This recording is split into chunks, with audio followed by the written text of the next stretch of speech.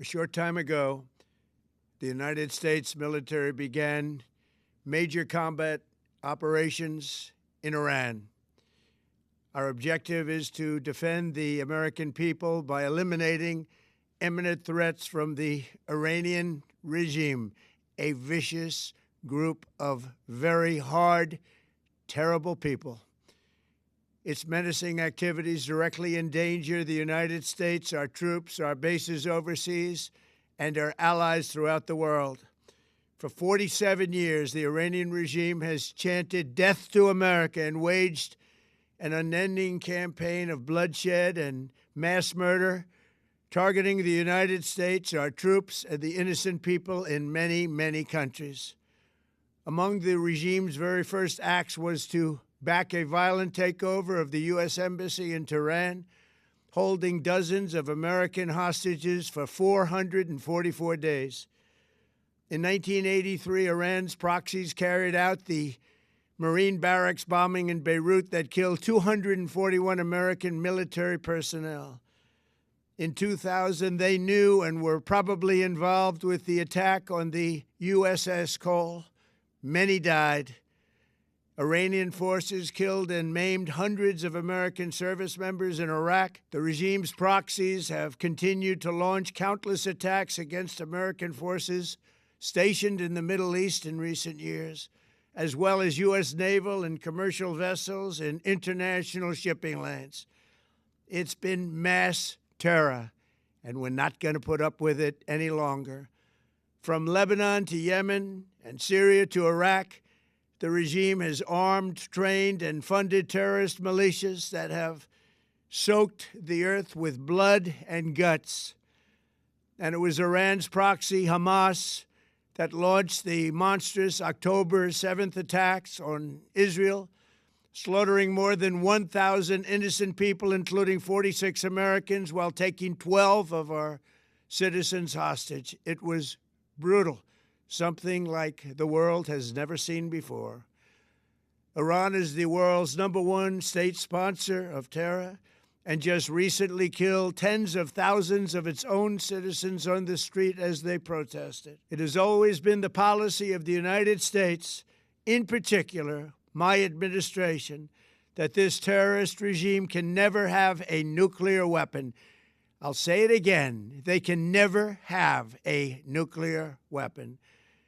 That is why in Operation Midnight Hammer last June, we obliterated the regime's nuclear program at Fordow, Natanz, and Isfahan.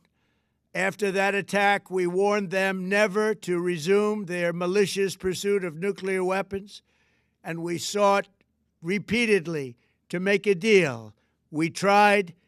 They wanted to do it. They didn't want to do it. Again, they wanted to do it. They didn't want to do it. They didn't know what was happening. They just wanted to practice evil.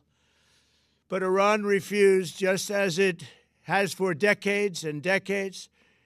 They've rejected every opportunity to renounce their nuclear ambitions, and we can't take it anymore.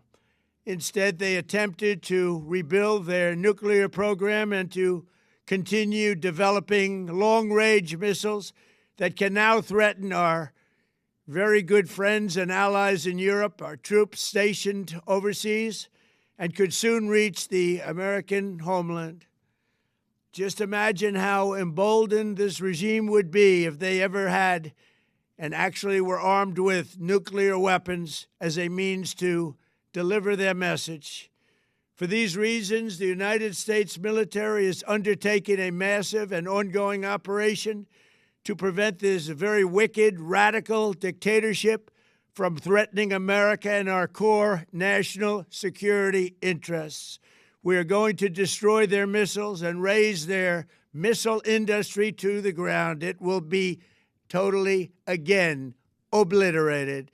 We're going to annihilate their Navy. We're going to ensure that the region's terrorist proxies can no longer destabilize the region or the world and attack our forces and no longer use their IEDs or roadside bombs, as they are sometimes called, to so gravely wound and kill thousands and thousands of people, including many Americans. and we will ensure that Iran does not obtain a nuclear weapon. It's a very simple message. They will never have a nuclear weapon. This regime will soon learn that no one should challenge the strength and might of the United States Armed Forces. I built and rebuilt our military in my first administration, and there is no military on earth even close to its power, strength, or sophistication. My administration has taken every possible step to minimize the risk to U.S. personnel in the region. Even so, and I do not make this statement lightly, the Iranian regime seeks to kill. The lives of courageous American heroes may be lost, and we may have casualties. That often happens in war. But we're doing this not for now. We're doing this for the future, and it is a noble mission. We pray for every service member as they selflessly risk their lives to ensure that Americans and our children will never be threatened by a nuclear-armed Iran.